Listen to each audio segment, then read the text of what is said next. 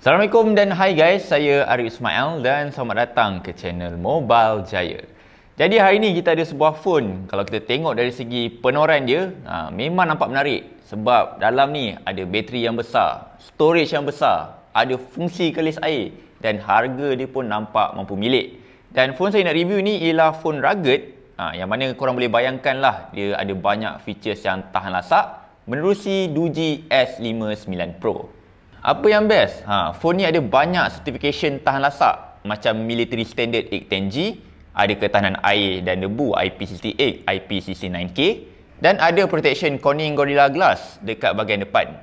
Lepas tu phone ni pun ada AI quad camera, ada storage 128GB, ada NFC, USB-C dan of course bateri yang tersangat besar iaitu 10,000 mAh dengan fast charging 24W. Dan untuk semua fungsi ni, harga dia pun masih lagi mesra bajet. Yang mana setakat video ini dibuat, korang boleh dapatkan phone ni sekitar RM600 untuk varian 4GB RAM dengan storage 128GB. Mana nak dapat phone ni? Korang boleh dapatkan dekat website banggood.com dan saya pun ada tinggalkan link dekat bahagian bawah video ini untuk senangkan korang beli. Jadi dengan harga macam ni, fungsi pun banyak, so berbaloi ke beli phone ni? Jadi tanpa melengahkan masa lagi, ini review saya untuk Doogee S59 Pro.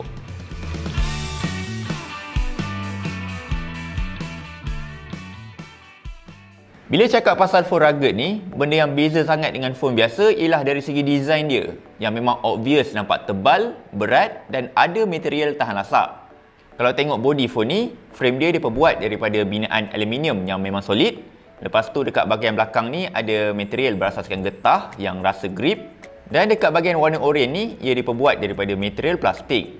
Bila nak bawa tu memang rasa macam pegang batu. Kalau pegang sebelah tangan yang lama tu memang akan rasa lengoh. Dan nak bawa masuk poket pun agak awkward sikit. Sebab phone ni tebal, besar dan berat.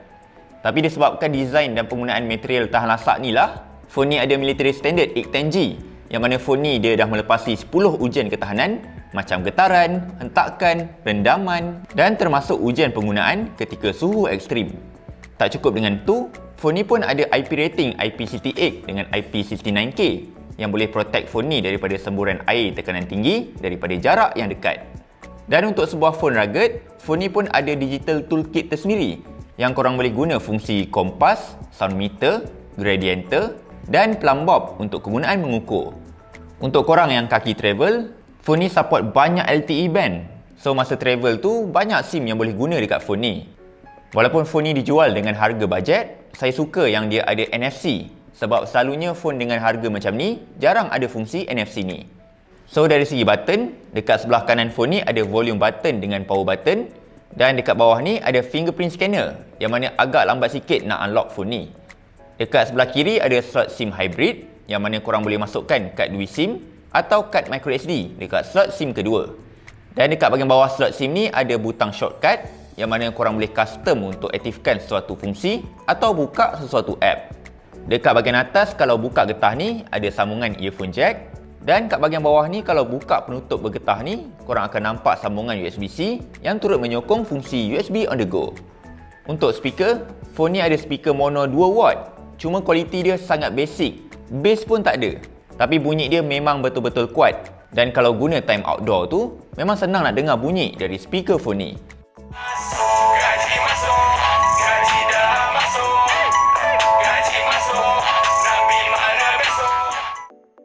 Dan dekat bahagian bawah speaker ni ada cangkuk yang mana korang boleh letak lanyard untuk senangkan korang gantung phone ni masa buat aktiviti lasak.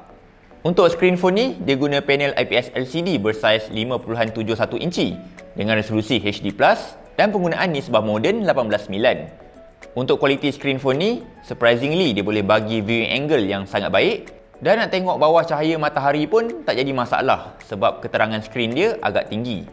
Dan screen ni pun ada protection Corning Gorilla Glass untuk tahan daripada cala dan hentakan. Cuma pihak Doogee tak nyatakan versi Gorilla Glass mana yang diguna. Dan dia pun ada fungsi glove mode. Kalau korang tengah ride atau buat kerja lasak pakai sarung tangan tu, boleh guna sarung tangan tu untuk touch dekat screen phone ni. Dari segi sistem, phone ni guna Android 10 yang mana interface dia nampak colourful dan ada sedikit elemen ala-ala stock Android kalau utility dekat bahagian settings. Home screen dia tak ada app drawer, tapi korang masih boleh akses fungsi Google Feed untuk senangkan korang tengok sebarang berita ataupun sebarang update. Dekat dalam ni ada fungsi Game Mode yang korang boleh boostkan performance dan block notification. Ada fungsi Double Tap to Wake untuk mudahkan korang unlock phone ni. Dan boleh aktifkan fungsi Navigation Gesture untuk senangkan korang navigate phone ni. Untuk performance, phone ni guna chipset MediaTek Helio P22, iaitu chipset 8 teras kelas permulaan dengan binaan 12 nanometer. Dan bagusnya phone ni guna 4GB RAM. Jadi nak buat benda harian dekat phone ni tak ada masalah. Setakat nak guna social media, WhatsApp, rasa laju lagi. Dan storage dia pun memang besar untuk korang simpan movie, anime ataupun sebarang file-file personal korang. Cuma untuk yang kaki PUBG tu, phone ni bukan untuk korang sebab grafik setting dia dapat balance medium atau smooth medium sahaja dan akan rasa lag patah-patah, lagi-lagi masa enemy tengah ramai. Tapi kalau setakat nak main COD Mobile, Mobile Legends, dua game ni still boleh main lagi. Cuma setting grafik tu kena lowkan sikit baru playable dan sedap main. Untuk kamera, phone ni ada setup 4 kamera yang mana sensor utama dia daripada Samsung dan paling best dia ada 4 LED flash untuk korang guna time malam. Dari segi gambar, saya boleh kata kualiti dia agak average, tapi untuk sebuah phone rugged kira dah memadai sangat sebab phone rugged ni selalunya dia tak fokuskan sangat dekat kualiti kamera. Kalau guna dekat tempat mesra cahaya tu, dia still boleh bagi gambar yang terang, warna pun tak terlalu kusam, cuma time gelap tu gambar dia akan nampak soft dan noise pun boleh nampak dengan jelas.